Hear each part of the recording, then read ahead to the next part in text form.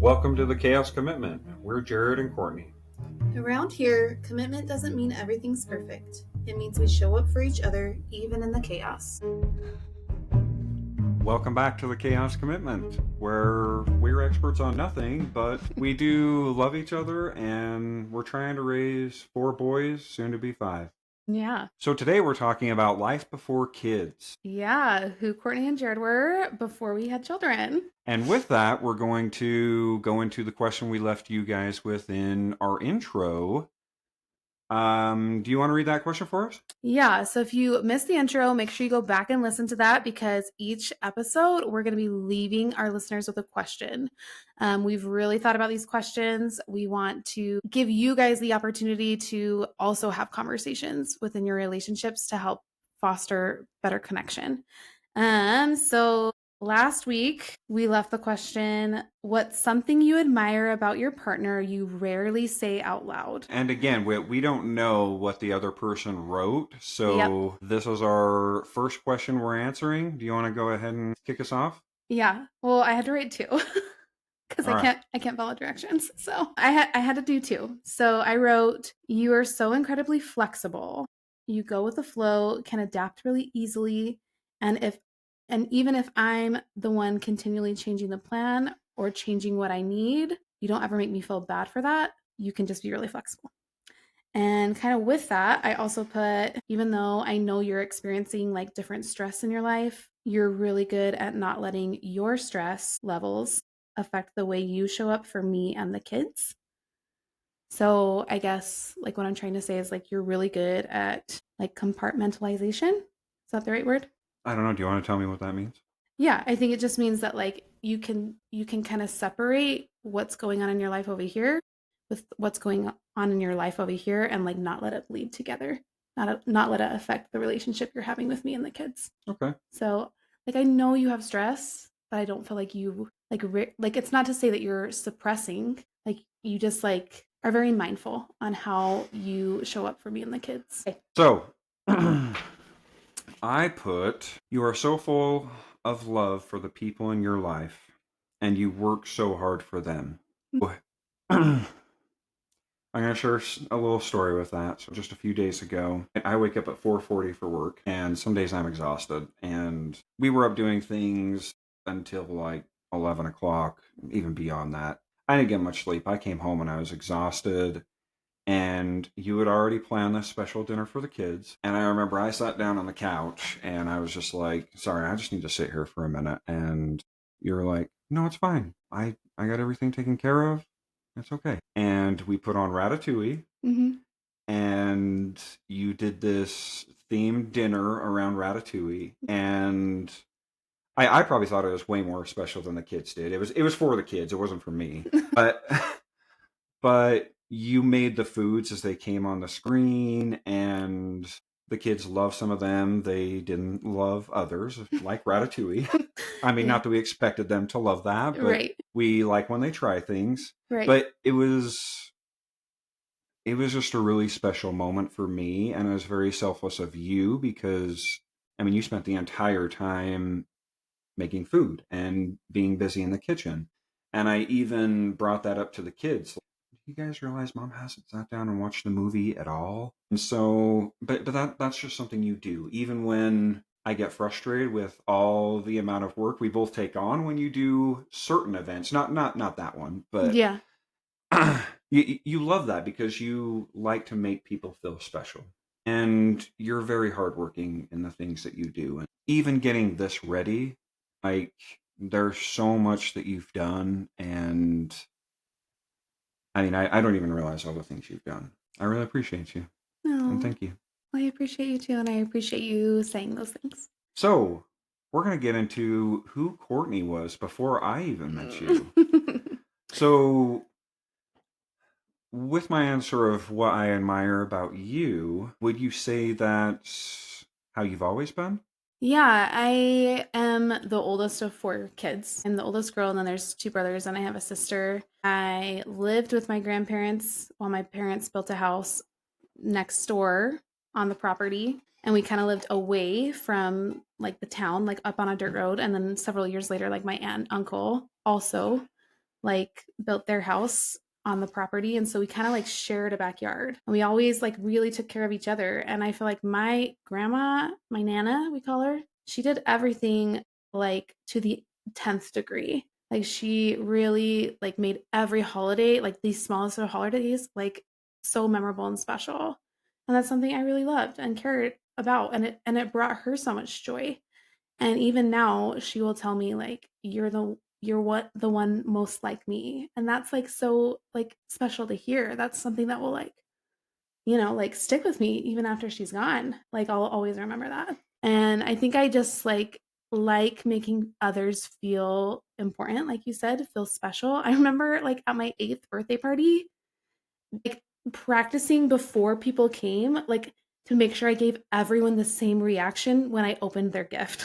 Like as an 8-year-old, I was just like, I have to make sure that I'm like not super excited and make somebody else feel bad if I'm not as excited about this. So I guess I have like a little bit of that people pleasing in me also. Like it runs deep. It started young. That's like an enormous amount of empathy to even think about that at that age, I think. Yeah. And when I first started coming around your family after we were dating, it's funny because sometimes I'll joke like, "Oh, we have to have a party for every little holiday there is." But it is nice to get together, and I really do enjoy those moments. I guess sometimes it's a lot to pack up all of our kids and everything we need to make it through like half a day to go do that. Yeah. But there's some holidays like St. Patrick's Day, for example. I'm like, okay, we wear green and that's a wrap. And then like I went to St. Patrick's Day with your family, and it's like we have this traditional dinner we have every year on St. Patrick's Day. Yeah. And like we make a whole event out of it, and it is special. Yeah. So, I do see how you got that from her, and I think a lot of people really appreciate that. Yeah. What was your idea on getting married and having your own family, your own children? Yeah, I mean, we had a family dinner. My aunt and uncle's family, my family would all go to my nana's every Monday night. We had a lesson, we had like togetherness, we had a family meal, and like it was expected to be there. We were a very close family, and my nana did take care of us, even though like my mom and dad were adults and my aunt and uncle were adults. Like she still took care of her kids, even though they were adults. And so I had this like vision of like, this is the most important things in life, like your relationships, your family, like how you show up with your family, like togetherness, time together, like traditions, like rituals, all of that really played a part into like the life I wanted and the family I wanted one day. Okay. So you always saw yourself having children? Yeah. And how many? Did you have a set number in mind? Yeah, I always thought I would have 3 boys, 3 girls. Joke's on me. I'm having my 5th boy. I knew I wanted a lot of kids. I knew that I would be just the best extra mom. Like I would always spend a lot of time with them. I would always have like some things planned for us to do or to go, and we would just treat every day like something special, and I would just make every day so fun for us. Even when I started babysitting, I would have this like bucket of stuff I would bring, and I would have all the activities for the kids. And there were people that would want me to continually watch their kids and give me so much praise from watching their kids of like, you're the best babysitter ever. And so early on, when I was 13, 14, just starting to babysit, I feel like I had that cup filled. I had those voices and words of encouragement always put on me of like, you're so amazing. You do all these extra things when you're babysitting. And I don't know, it reaffirmed to me, this is what I want for myself. And I can easily have that because I'm already doing that and I'm not even a mom. And so the idea of 6 kids felt like easy. It felt enjoyable. It felt desirable. It felt attainable. I don't know. So it sounds like you had a pretty clear vision of the mother and wife you wanted to be. Yeah. Okay. Yeah, I mean, we covered motherhood. I don't know if you covered wifeyhood in there as Okay, yeah. as Is there deeply, anything you want but to tell us about what you thought you'd be as a wife?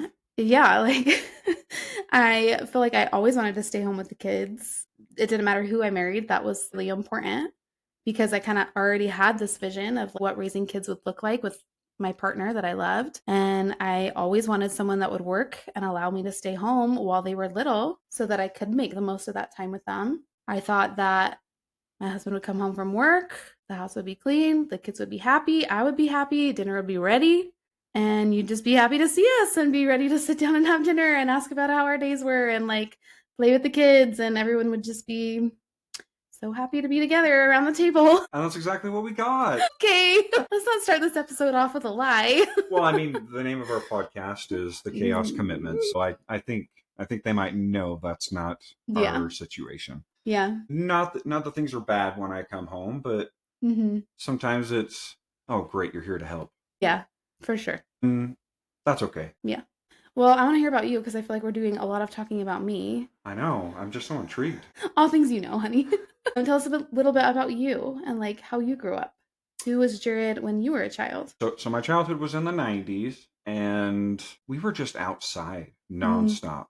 It seems like my parents didn't often know where I was. In fact, they used to air a commercial back then of, do you know where your children are? And it'd come on at like 10 o'clock or something like that every night. And I'm like, yeah, that probably makes sense. So I guess what I'll probably share is major life events that I had. And I'll just kind of touch on each. I won't really go into each of them, but just to kind of give a background of who I am. So I think I was like 4. My parents got divorced. I had dozens of surgeries growing up. The ENT doctors, they all knew who I was. We moved across our tiny little town.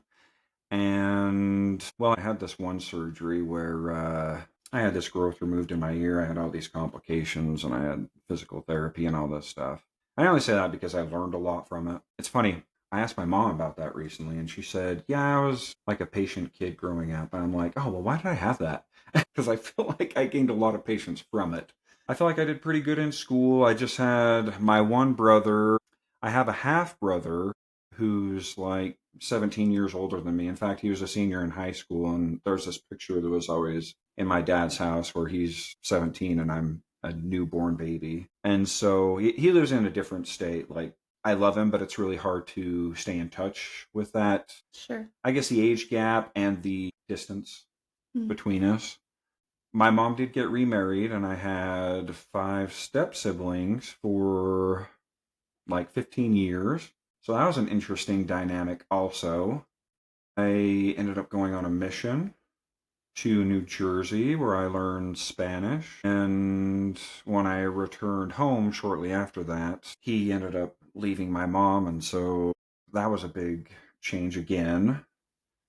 From there, I started working. I actually worked for a titanium manufacturing plant. We were doing this process nobody had ever done before, and in working out the kinks, I got significantly burned. They said like 20%. I mean, you can see these weird lines on my face, and I had weird burn spots all over. And that taught me a lot. I grew a lot from that. And I don't know, I guess I had some trials like that. There's this term that I really liked that's called resilient positivity, I think. And I'm like, I think I had a lot of that in going through some of these things. So I guess that tells a little bit about me. What else? Yeah, I just want to go back a little bit because you said something early on there when you had that first surgery that you had the nerve damage that you had to go to physical therapy for.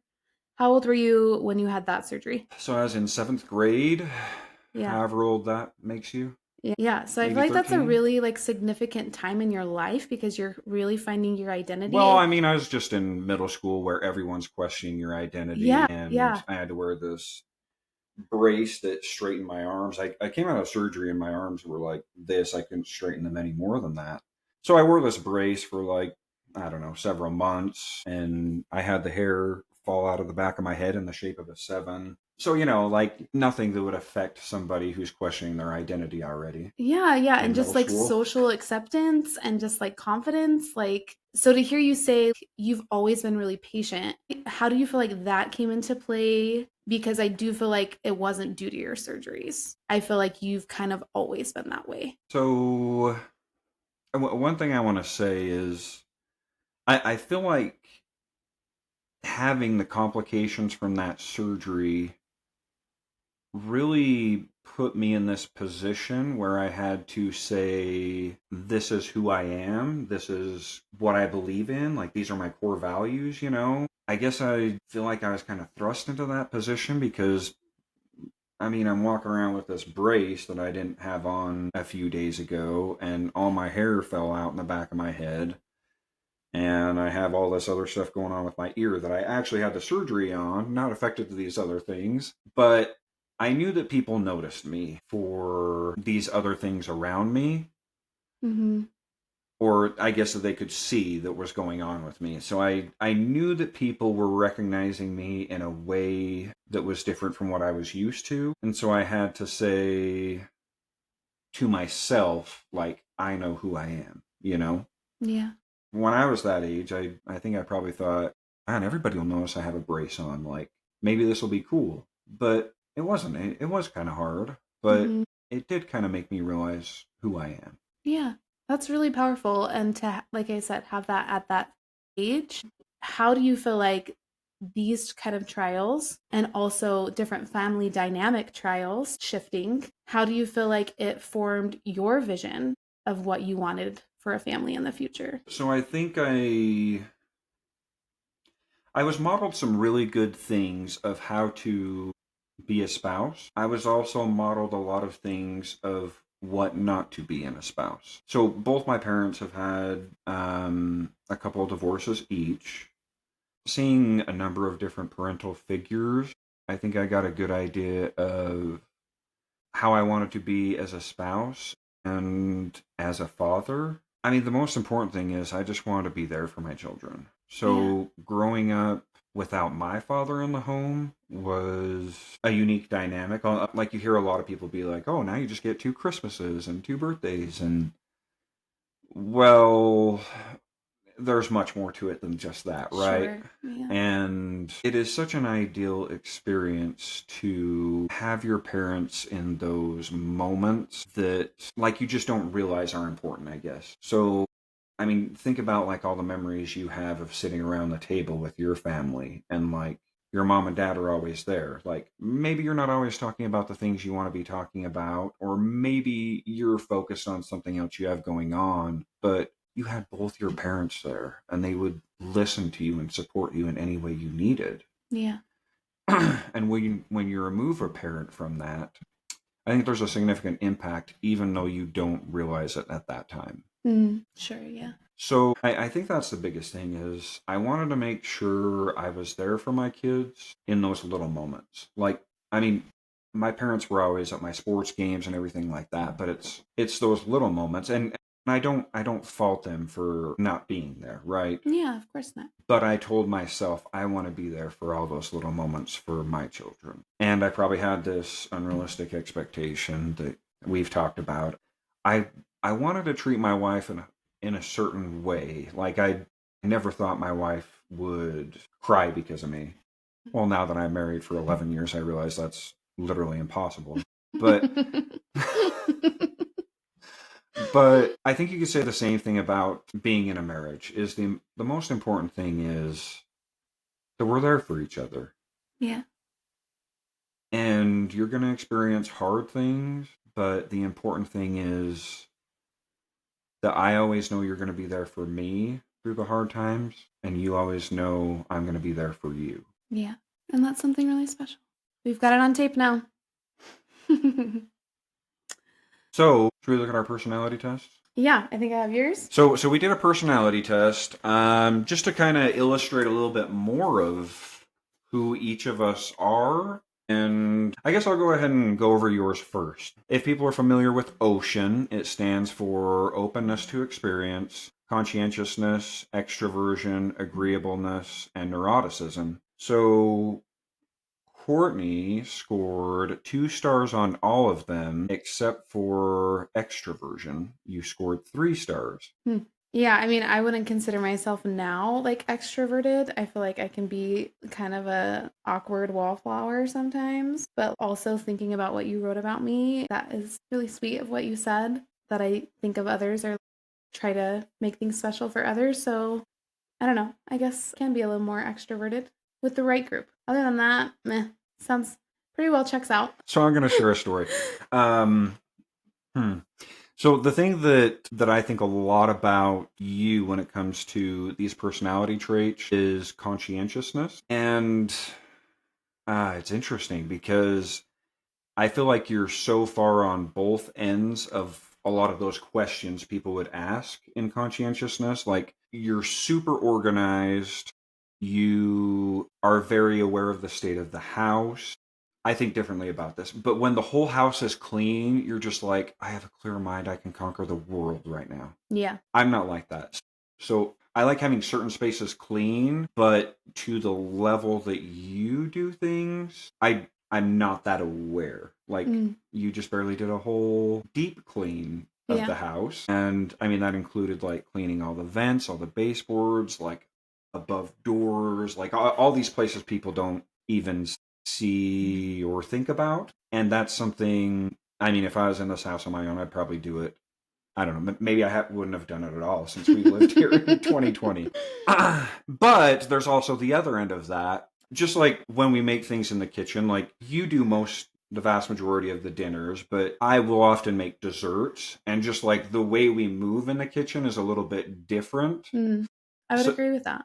So I think I don't like a mess in the area when I'm making things. And I think you're a bit more of, I got to focus on getting this done. Sure, yeah. And I'll do a big whole cleanup like after the meal. And so I think we approach things differently. And that's just one example of the conscientious side of that. So is there anything else that maybe surprised you on this?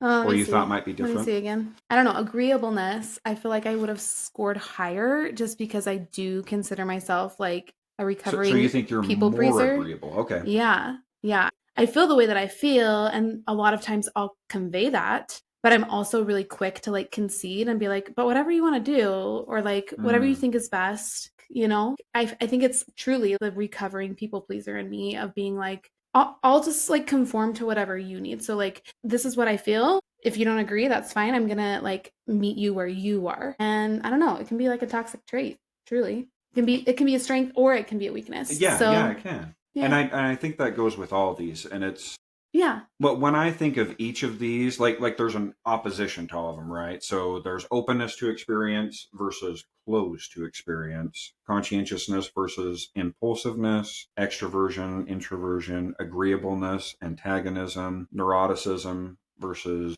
emotional stability. So yeah, you're right. I do think a few years ago, I probably would have said you're 3 stars on agreeableness easily. But now I think it's changed a little bit over time. So let's go back a little bit to like around the time you met me. Do you think this would have been similar? Do you think it would have been very different in your personality test results? Yeah, I mean, like kind of reflecting on the questions, like I would have answered some of the questions very differently, like before kids. I can't really think of any right now, but like the creative art's important to you. And I'm like, oh yeah, absolutely. Now I have kids and I'm like, no, I don't have time for that. I only have time for survival right now. And so I don't know. There were a few lost things. The interest, right? Sure. Yeah. Yeah. I mean, I feel like I answer things differently because I've evolved as a person and also my priorities have shifted. And so I don't know. It'd be interesting to have taken this before we had kids to kind of have that to compare. Yeah, it would have. What surprised you about yours, or are there any that you were like, that's, I don't know if I agree with that. You want to tell them what I... Oh, I guess I should, huh? I don't think I even read yours. Jared scored 3 in open to experience. I think that's totally you.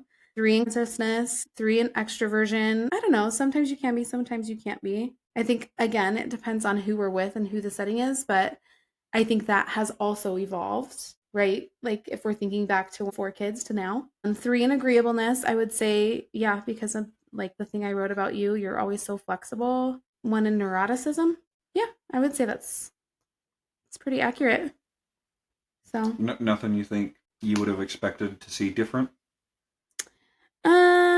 Maybe like less in conscientiousness, but kind of like the example you shared, it's just different. You make things that are important to others important to you, but that doesn't mean that they would have necessarily been important to you. Does that make sense? Yeah.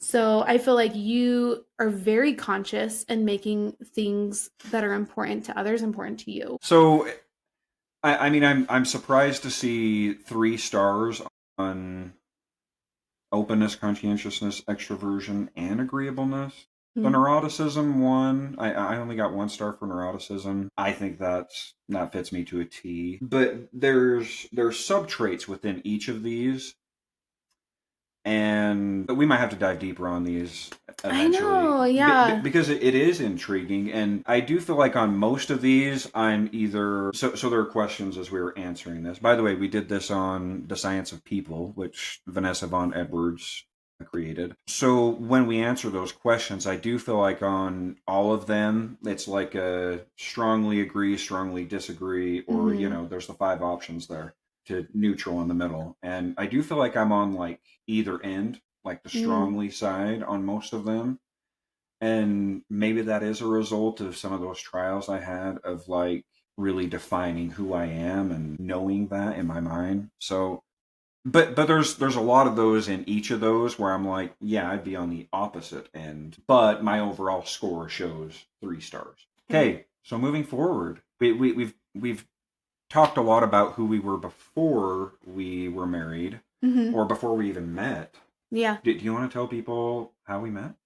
Ooh, I love when people ask me this. I feel like I don't get asked nearly enough anymore because now we've been married almost 11 years. We'll be married 11 years in September. So yeah, I'm gonna like give our listeners a secret. I feel like most of our friends and family know. Maybe some of our friends don't know, but Jared is actually 5 years older than me.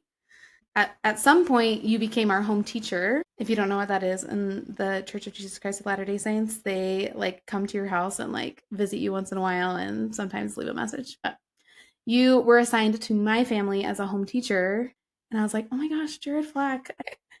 I just love him so much. I want to marry him. He is so hot. I want to marry him one day. And at this time, I don't know, I was like, what, 15, maybe 16? And I would like sing pretty often in sacrament meeting. And so, like, we were all in the same home ward. So, if that wasn't implied already, I remember you grabbing me one time afterwards and just being like, hey, like, good job. I always love like hearing you sing. Like, you did a really good job today. And I remember being like, I had sang with some other people. It wasn't just me that time. And I was like, that was awful. I did not like love how it came together, but it was so sweet that you like made an effort to like give me that compliment. And then the next time I sang in church, you like sent me a text message and was like, I always love listening to you sing. You have such a beautiful voice. I was graduating soon. We spent a lot of time together the end of my senior year. And you were actually at my high school graduation.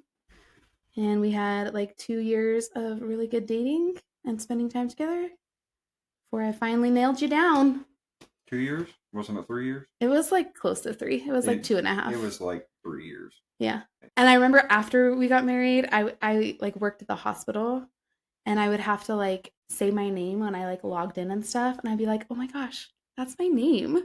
Like I did it. I actually did it. I actually like married Jared and that's my last name now too, you know? Anyways. I'm glad I could give you that last name. Thanks. Yeah. So, 3 years, that's kind of a long time. Yeah. Was it worth the wait? Yeah. Do you wish it would have been faster? I mean, sure, but I think we experienced what we needed to during those 3 years to be committed, like to know that you were the right person for me and I was the right person for you. You say you always knew. I also say I always knew. So, like, I don't know where the disconnect was, but yeah. Why did we have those couple breaks? We're not getting into that on this episode. Maybe in a much future episode, but okay, that was like so long ago. All right then. Yeah. So, moving into married life. Yeah. So tell me how things shifted from dating to married. Were you ready to have kids right away, or Yeah. where were you at on that? Yeah, so something I think our listeners need to understand is like we didn't live together. You lived with your family and I still lived at home until we got married. I remember being so upset that like you were living in the apartment the month before we got married. And I was It was like no. 4 days. No, before. it was like a month, Jared. We're remembering things wrong. because I feel like I was like, I want to be there with you. I want to unpack boxes. I want to like make this place our home. I was like really jealous of like how much time you were getting to spend in the apartment and I wasn't there with you. And like you were like, well, we paid rent for the month. Of course, I'm going to live there. We already paid rent for this month. Maybe it was a few days. Maybe it was a month. I think it was like a week. Okay, well, we'll settle on a week. It doesn't really matter. It doesn't matter. It literally doesn't matter. It could have been a day. It could have been one night. It could have been a week. It could have been a month. But whatever it was, I was so jealous that like you were there at the apartment and I was not. And that you were getting to live in our place without me. Anyways, so I remember like going on our honeymoon and it was beautiful. We loved it. We went to Disneyland. We went to Six Flags. We're those kind of people. And it was beautiful. And The theme park people. yeah, the ones that go to theme parks for their wedding anniversary that or is for their me. honeymoon. That's definitely me. Yeah. So I remember like leaving, though I don't remember if we were going to stay another day and we decided to come home or like if we just got up really, really early that morning and started heading home. But we were both kind of just like, I can't wait to start our lives together. Like, this has been great. I've loved our honeymoon, but like now we get to go home to where like we're going to live. And I'm excited for that. I'm excited for like this piece of our home and this piece of our life that we get to like start building something. Like, let's just get to it already. And we got home and like the next day we had both of our families over and we talked about the wedding and we like opened all our wedding gifts and it was just like our life has started now.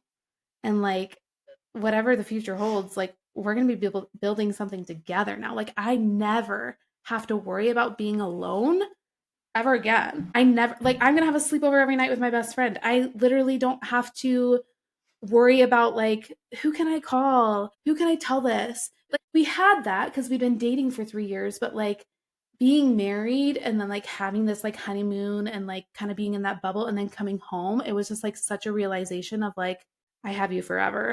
It's interesting because I've heard you say that so many times in our marriage, like especially early on when you said that, like I never have to worry about being alone. And I'm just like, worry about being alone? Like I never even thought about that, you know? Yeah. Did you always want to get married? Maybe we need to go back a little bit. Yeah, I I feel did like I always want missed to get that married.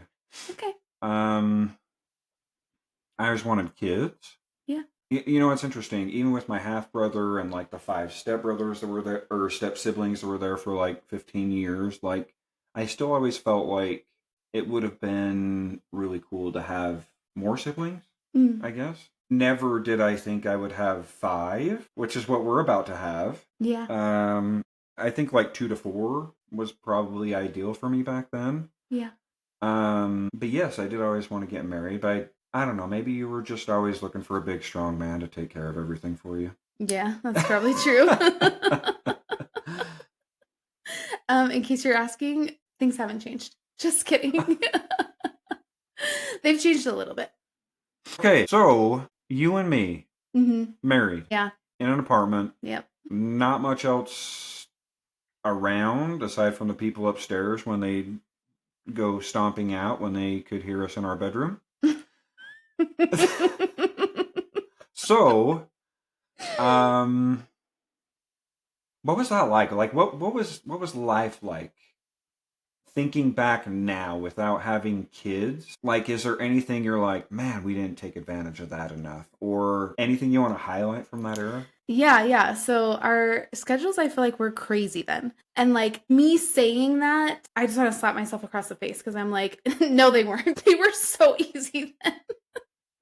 But like, it felt at the time like we were like in the grind. You were working a 10 and you had a really long commute. I was working a 10 and had a really long commute. We worked nights. We wanted it that way. We'll just kind of be in this like marriage bubble where we're like on our own rhythm, like on our own schedule, like awake at night, doing housework at night, cooking dinner at night, and like sleeping during the day. Yeah, so something to highlight there is, I mean, on days we worked, that was pretty much our whole day Yep. because we worked 12-hour shifts and we Mhm. both had a 1-hour commute. Like, Mhm. work is 14 hours a day, Yeah. and we were both working night shift. And Mhm. it seemed like our schedules changed several times in those 2 years we were married in that department. And so we didn't have normal lives. No. From what, you know, most people might have or think of what a normal life is. And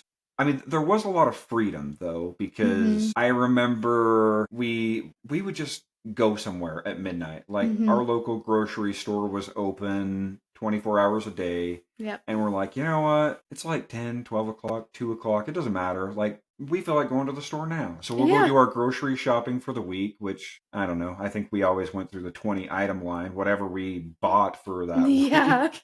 That's why I'm saying I want to slap myself in the face for thinking that like our life was so crazy and like we had such a crazy schedule and like then me believes that, you know, like we were in the grind, we were doing like amazing things. We were in this kind of like marriage bubble now and like our families, we still saw them. We still had time to go see them. But kind of like you said, like we could go, we could leave when we wanted, we could stay as late as we wanted. We could just call him up and be like, "Hey, can we come down for dinner?" Like, you know, like we could do that those things. Um and now looking at our life, I'm like we had it easy then. Our life really wasn't that crazy. Any favorite memories or hobbies we had that you remember? I mean, we were really into running in our early like before we even got married. We were engaged, I think, when we ran our first marathon. Well, that's the interesting part is we were training for it before we got married, and then we got married September 20th, Oh, that's coming up right. on 11 years. And so our honeymoon was almost a week long. So by the time we got back from our honeymoon, it was like 1 week until we ran the marathon together. First marathon for both of us. Right, yeah. And in preparing for the wedding itself, the honeymoon, moving, both of us, our training probably wasn't where it needed to be. Oh, for sure not. And so that was a fun, unique challenge for us going Yeah. into a marathon. And I mean, we did the whole marathon together.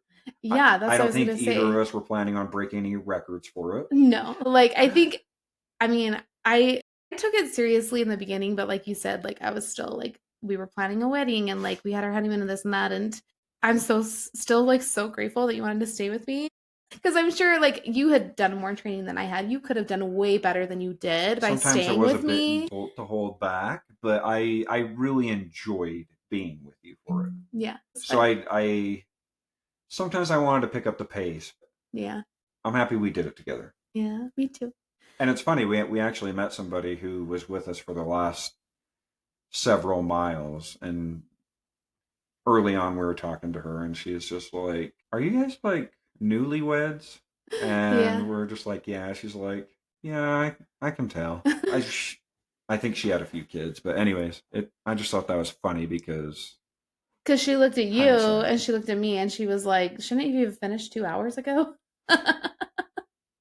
But anyways, we were like into running, even though we work nights. I don't know how we did that. Like, I don't know when you would run. I feel like I would run on nights that you worked, but wouldn't want to like stray too far from home. So I would just like run around the block like 50 freaking times to try to get my miles in because I wouldn't want to like stray too far from home at night while you were also working. And I was just like in this little town by myself, you know? And I was the exact opposite. I was like, you know what? I'm just going to wake up and do a half marathon today and run around our entire city. Yeah. And I loved that. Like, if I'm going to run, I want to go somewhere. Yeah. So, I was comfortable running around the block 50 times. It was great. and that Yeah. illustrates your openness to experience. The difference between us there. Yeah, Um, absolutely.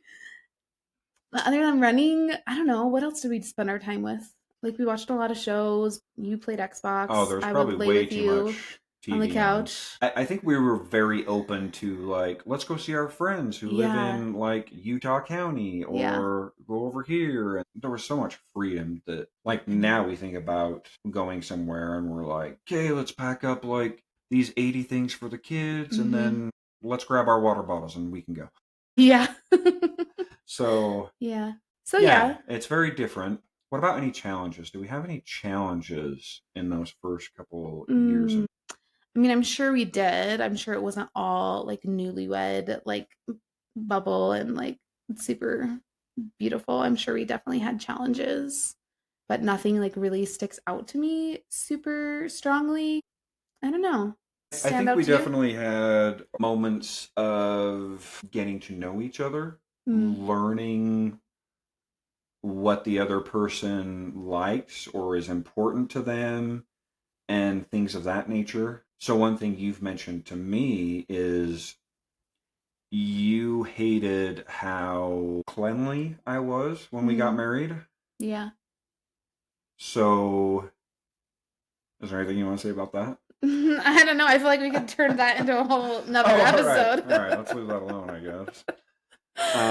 But I just remember you saying that a few times, like, Yeah. I don't like that you can do some of these things better than me. It doesn't Right. make me feel like the homemaker I want to be. Yeah.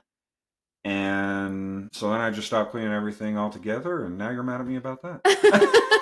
Literally though, like literally, that's why I'm like, we could dive into a whole episode about this. Like I was a little insecure with myself, I think, on the identity I placed on myself of like, oh, I'm going to be this amazing wife. I'm going to be this extra mom. And like, I'm going to take care of the house. Even though we were both working so many hours, it felt like I was feeling like threatened with my identity I'd placed on myself of like, I'm less feminine. You're going to find me less attractive. I don't like that you're like cleaning more than me or like cleanlier than me when like I'm the woman here. I'm supposed to like nag you on these kind of things and be like, hey, you left this out, or like you forgot to take out the trash. Like it was just like preconceived notions, kind of like we've talked about, that I had a vision and then we were like living it. And that's why I said in like the thing I admire about you that I don't say out loud enough is like your flexibility, because you did like take those concerns and those insecurities seriously and backed off and like let me kind of take that role on. And that's why I'm like, you can be flexible even when I change my mind of what it is that I need, which happens. And that's kind of where we're at now. We've evolved so much since first married, Courtney and Jared, to now raising almost 5 children together and like kind of going through all these different like stages of life together, where my thoughts and ideas have come from, what I actually do want and need, and being able to articulate that to you and not have you feel like your identity is threatened or that you feel insecure or like you've made all these terrible mistakes, because it's not true. Our ideas have evolved and like we've realized that like there's no reason to feel insecure about this. There's no reason to feel threatened by this. I'm still me and my value is still very much significant and appreciated by you. So, yeah, I feel like there is got to be an episode in the works in the future of just like gender norms, gender stereotypes, where they came from, and how we're deconstructing those. Oh, yeah, we're definitely going to. Yeah, for sure. But I mean, one thing you mentioned, and I heard this the other day, that it was our worth is not tied to our weakness. Even though, you say this weakness, like it never affected how much I loved you. Yeah. And it never would have, but me being like, okay, this is really important to her. Mm-hmm. I'm gonna adapt, Right. and I mean, if that means less cleaning for me, I mean, that's a win-win. Yeah. But I just want to like point out though, yeah, it didn't affect the way that you loved me. And I like hear you when you say that. And I am so appreciative that I married you and that you have that thought process. It did affect the way that I loved me. And that's something that I needed to become more self aware of and just evolve over time, like I said. And so, like, it did affect the way that I loved me. And I think we've kind of burnt that bridge and kind of moved forward. And that's not to say that I'm not appreciative for the people that we were then, because I am. And I'm proud of them. I'm proud of both of us for how far we've come. That's a wrap. So we waited a couple of years before we had kids. Yeah. Were you anxious and ready to have kids, or did you appreciate those? How long was it exactly? 2.5 years, I guess. Yeah. So about 2.5 years. Did you appreciate and are you grateful for the 2.5 years we had before we had kids? Yeah. Or where were you at in the moment, I guess? Yeah, I mean, I feel like we had so much family telling us, like, oh, like, make sure you've been married for like at least a year before you have kids. Like, don't rush into having kids. Like, make sure you really take this time to get to know each other. And I do like appreciate that advice. I also was like excited to have kids with you. I was excited to be a mom. I was excited to be done working, like all those things. I was thinking like a year was going to be perfect. It ended up being closer to 2.5 years. And that's still fine. I still feel like we needed that time. But yeah, I feel like I was ready. I was ready to have kids when we had Stryker. Even though we weren't like in the best dynamic, because we had decided to move in with my family at that time, shortly after we found out we were pregnant with Stryker. I was just looking forward to like having that next stage of life with you. Okay. And yeah, I think we built a really strong foundation in those 3 years of dating and those 2 years of marriage prior to having kids. Yeah.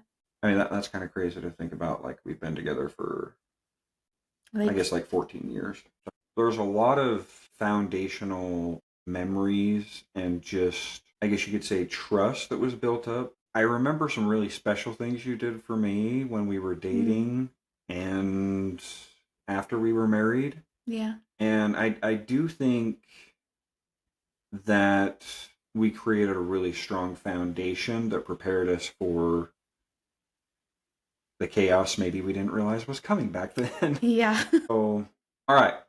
I want to talk about a couple comparisons. Okay. Then to now. Okay. So, I guess I want to compare to those early marriage years with no kids to what we have now. So, Okay. you did mention our honeymoon. We went to Disneyland. Yeah. And Six Flags. And earlier this year, we went to Disneyland for the first time since then. And we took our 8-year-old Stryker and our 5-year-old Raiden. Yeah. So, what was the difference? Well, let's like go back to our experience in Disneyland. You'd been to Disneyland. I don't know how many times have you been before taking me? A few times. But like this was my first experience in Disneyland. I'd never went as a kid. This was my first time as a 20-year-old, as a newlywed. You had said like what was special about it for you was just like how special it was for me to see everything for the first time, to be excited about the princesses, to be excited about like, oh my gosh, the trash can in this land matches like the decor. Like it was just like so crazy. But like, oh my gosh, this is an amazing place. Like the detail that goes into Disneyland, it's amazing. So I don't know, like now as a parent, I got to see that with my children. And they might not have appreciated it as much as I did as an adult. They might not have like been able to be immersed in all the details of like little things like that. Being able to give them that experience and just being able to see how they immerse themselves in that experience was really, really special. And that's their one time. Like if they want to go again, they got to wait till they're 20 and pay their own way. But it's so funny you mentioned like those details because I think again that refers to your high conscientiousness, whereas me, I'm just like, let's go get in line for another ride. Like, what are you looking at? Yeah, but like planning that trip, getting ready for that trip, getting all the stuff we needed for that trip. You and I went on our honeymoon. I don't think we carried anything with us. Nothing. Like not even a water bottle. I don't think we had anything except for each other. It was literally nothing, and it was wonderful. With kids, I was like, I need their rain jackets in case it rains. I need snacks for them. I need fidget toys for when we're in line if they're getting bored. I need plastic bags. I need an extra pair of clothes in case they pee their pants. Like I had a backpack on. Also, this time I was only like 5 weeks pregnant. I was very early on pregnant. And so I was worried about getting sick. And so I had to have snacks for me, medication for me in case I needed it. And like lugging around that backpack, you were like, can we leave the backpack home? And I'm like, no, we need this stuff. What if we need this stuff? And truly, we probably could have left it home. But we like, could have. The but kids like, were not... what if, Jared, what if? When you have children that are relying on you, you got to plan for the what ifs, you know? And I think it did rain on us once, and we did pull out the rain jackets. So I lugged them around for 3 days to use them that one time, and it was important that we had them. You're right, it was. And you planned things very well. Yeah.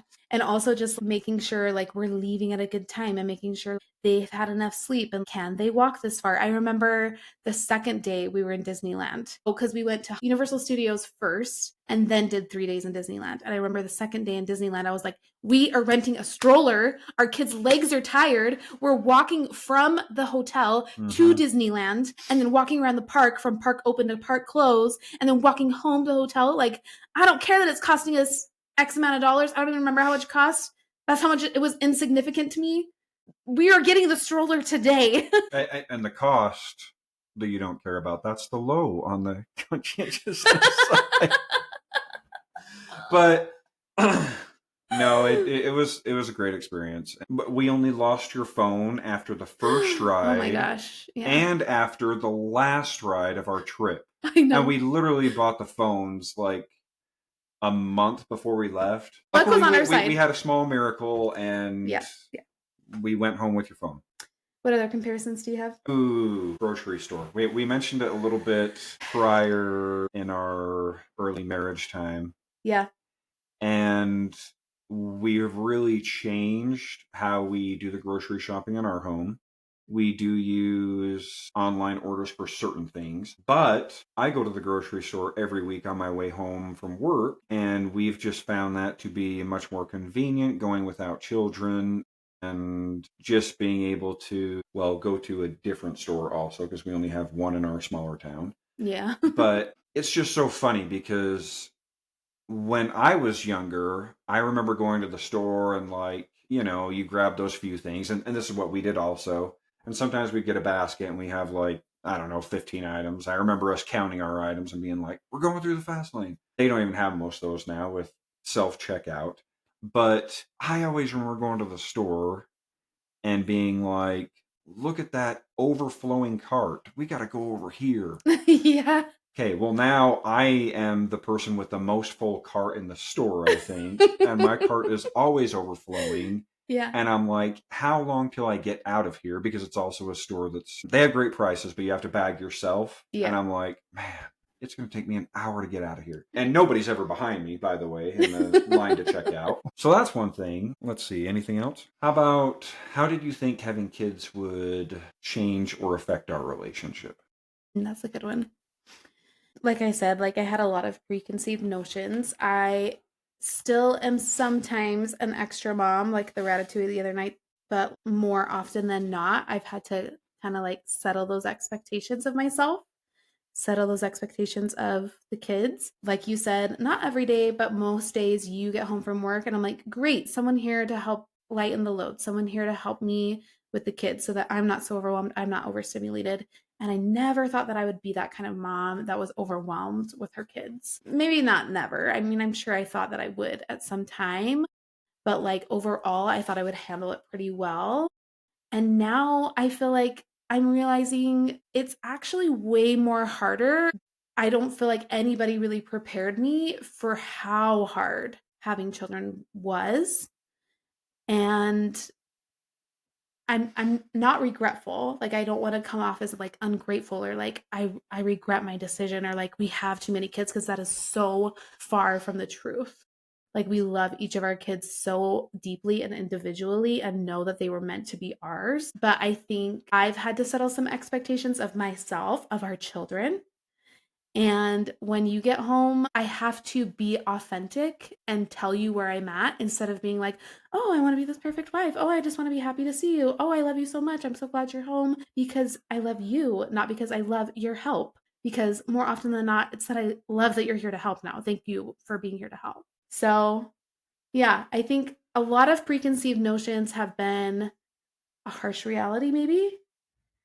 And that's part of the reason I think we want to have more open discussions about that is because it is worth it. It is so worth it. Like, I don't want to give this message of like, oh, I like way overdid it. I way outdone ourselves. We shouldn't have this many kids or anything like that. Like, that's not what I'm trying to say at all. When you are in the trenches, it's okay for things to be hard. You can do hard things. Like, thinking about marathons, a content creator like shared this. If somebody chooses to run a marathon and they're like in that last stretch and they're really struggling, you don't say to that runner, well, you signed up for this.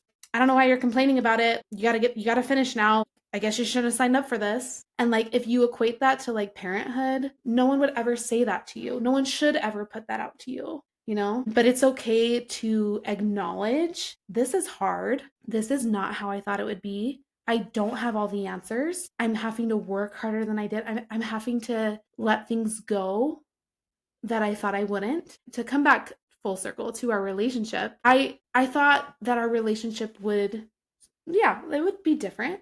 It would be harder, but we still had this common goal of like now our love is just like being poured into another person and then another person and another person and another person. It's just piggybacking off of, not stretched, not divided. It's just piggybacking, you know? And so I'm sure I thought it would affect our relationship, but I also knew our relationship was fine and had so much love between us. Even if like I had to lower those expectations, it was worth it and we would be fine. I don't know. Yeah, so it's interesting. We just barely watched the movie Big Daddy, and I watched this so much when I was younger, like way before I met you, like when I was in middle, I don't know, high school. And there's just a couple lines in there that just always stuck out to me. He's on the phone with his dad, and he's like, "The kid is always around." And I mean, he was thrust into a situation with a 5-year-old, but, and then the other thing he says is, "The kid never stops peeing and throwing up." And I'm just like, yeah, like there's so much about having children that you just can't anticipate before you're in it. Yeah. So I'm grateful for the foundation that we built before we got into it, because chaos is going to come. Yes. And we both handle that differently. And sometimes you're really overwhelmed, and I know you need something. Mm-hmm. And sometimes I'll just look at you and be like, "I'm just happy we're doing this." Mm. Even though this is like a really messy moment currently, you know? And so with that, let's leave our audience with another question. Okay. Are you ready? Yes. Do you have any other final thoughts? No, I've just loved this. I've loved reminiscing with you. I've loved being able to show people a little bit more about what makes us who we are. We've been on this journey of like personal growth, but also with our relationship, we've really evolved. And so, I don't know. I just love that we're doing this together now, because even if we don't get anybody to listen to us, like we're listening to each other, we keep finding new ways to strengthen that foundation, truly. Like we keep digging back down into the earth and finding what really makes us who we are and all these different versions of ourselves.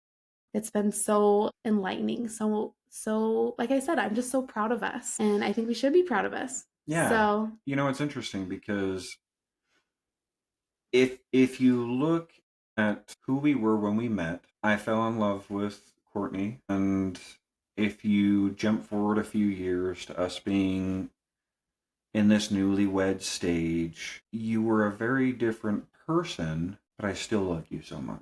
Mm-hmm. Jumping forward to now, like we've both changed so much since then, mm-hmm. but I'm so grateful for the person you've changed into. I feel like I've won the lottery with how I've seen you evolve over time. Thank you. Because we're all lucky to have you, and you do so much that is impactful for all of us in this home. Thank you. So, on that note, okay, let me see. Our date night question. I will say again, these questions we're going to leave, and we hope everybody listening really goes through these questions with your spouse, whether you're watching this together or you meet up later and you address this question. We just hope you guys are having these conversations. Yeah. Because that's what we want, is to help other people connect. Yeah. The chaos is inevitable, but commitment is a choice. So, the question we're leaving today, and we're going to answer this question at the start of each episode that we leave with you. So the question is, how do your thoughts about yourself influence how you interact with me?